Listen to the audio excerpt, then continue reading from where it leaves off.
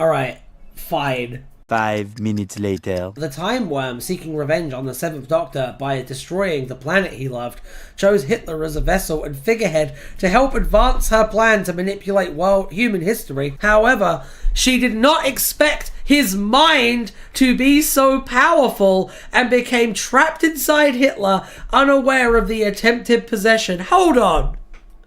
Hold the fucking phone. Super cringe. Super cringe. This idea that Hitler was just such a fucking, like, mega chad. He was able to overpower this alien psychic entity. This is some of the worst shit I've ever heard, man. This is like the Doctor Who equivalent of those weird, socially irresponsible History Channel documentaries that are like, the Nazis actually had a Death Star and blaster rifles and lightsabers. The Nazis were like Supermen with super science, and it's a miracle we defeated them, when in real life the Nazis were incompetent boobs and losers because they were fascists. And as we all know, fascism is an ideology for incompetent boobs and losers who have to blame all of the insecurities and failings in their own life on minority groups because they're losers.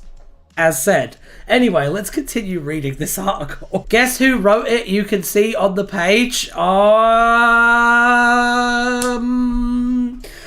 gonna say that this is either, was Grobert's writing during this era? Because if they weren't, this feels like, for some reason, this has the same energy as Terrance Dicks saying that they needed to have women be like submissive, chained to saws and shit in the classic era for Doctor Who to work. This has a very Uncle Terry off his meds kind of energy to it. Someone famous for revitalizing Doctor Who. Is it Terrance Dicks or is it Russell T Davies? Which one is it?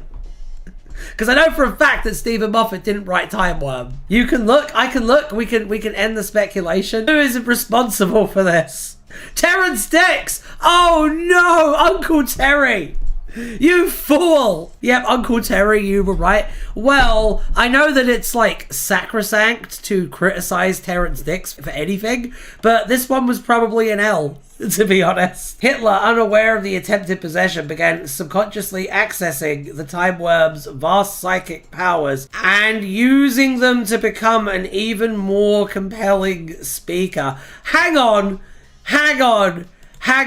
Is this implying that the Hall of Cost wasn't entirely Hitler's fault? He was just possessed by an alien? Is that what this is implying? To be fair, there was probably a lot of room in Hitler's head. Besides the point. Entirely besides the point, and we both know this to be true.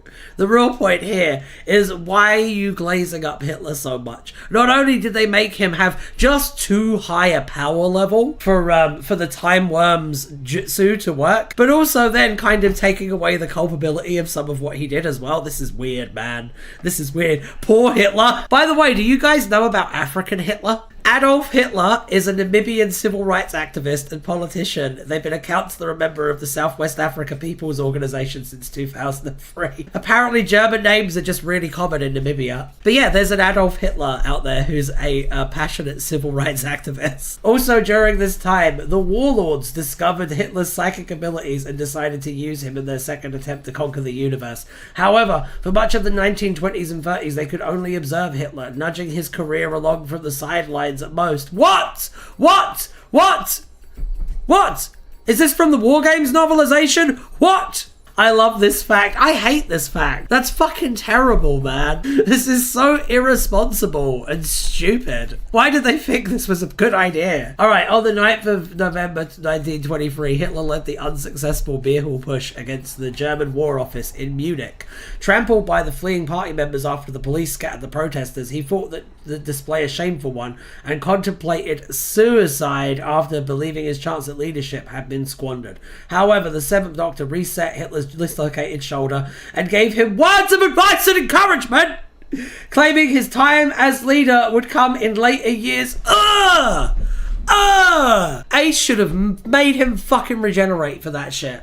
The Doctor's shocked companion, Ace, tried to assassinate Hitler with a canister of Nitro 9A, but the Doctor ruined her aim. He warned that Hitler's survival was necessary to ensure Hitler's history ran its proper course. I tell you what, she should have beat him to death with that fucking baseball bat for even thinking that, let alone saying it. I guess that the 7th Doctor thinks that Nazis are a necessary evil. That he's also best friends with Stalin. First Doctor also likes Nazis, if you've heard an early Big Finish. He justifies concentration camps, apparently. Why 90s Doctor Who? Hitler was later arrested and imprisoned for his part in the coup. Originally sentenced to prison for 5 years, he was ultimately released after only 6 months, during which time he wrote Mein Kampf. After his release, he returned to public life as a hero to many. From then, he was able to focus his efforts on reorganizing the scattered remnants of the Nazi Party. By January 1933, Hitler and the resurgent Nazis were seen by many in Germany to be playing their part in nation's recovery. Hitler's private army, the SA, it effectively replaced the corrupt police force and helped clamp down on crime, as well as many of the Nazis' opponents in the process. Hitler and the Nazi Party played on the German people's discontent with the punishment Germany faced from the Treaty of Versailles, especially the war reparations they were made to pay to the Allies. This led to the party winning the 1932 elections. However, they did not win a majority in the Reichstag. Hitler finally became Chancellor of Germany on 30th of January 1933 after winning 33% of the vote. I'm not joking, it was for the 50th! Oh no! Hitler and his followers subscribed to the ideology of fascism, which called for governance by a ruthless military dictatorship committed to the suppression of weakness and the importance of the fatherland. Accordingly, Hitler and his ministers purged the German state of all dissenting voices and establishing the dictatorship of the Third Reich. His rise coincided with that of other fascist leaders, Benito Mussolini in Italy and Francisco Franco in Spain. His ascension to power received little reaction from the United Kingdom, where the Prime Minister David Ramsay MacDonald continued to prioritise his domestic programme. For this, the 7th Doctor branded MacDonald an idiot, while individuals like Winston Churchill tried to... Wait a minute! You don't get to fucking judge, Seven. You don't get a fucking opinion anymore, mate. You could have stopped it all, and you chose not to. Never ever involve yourself in British politics again, Mr. The Doctor, if that is your real name. Though sitting atop the rank as Führer, Hitler himself had little interest in administration and hard work, preferring ceremonial roles of little importance despite his public image as a Superman. He enjoyed sleeping late, long lunches, inspecting factories and new autobahns, and haranguing his subordinates. He left the running of the state apparatus to said subordinates, including Heinrich Himmler, Martin Bormann, Joseph Goebbels, Hermann Goering, and others. The photograph of a silenced behind Hitler at a Nazi rally was included in the book The Secret Lives of Monsters.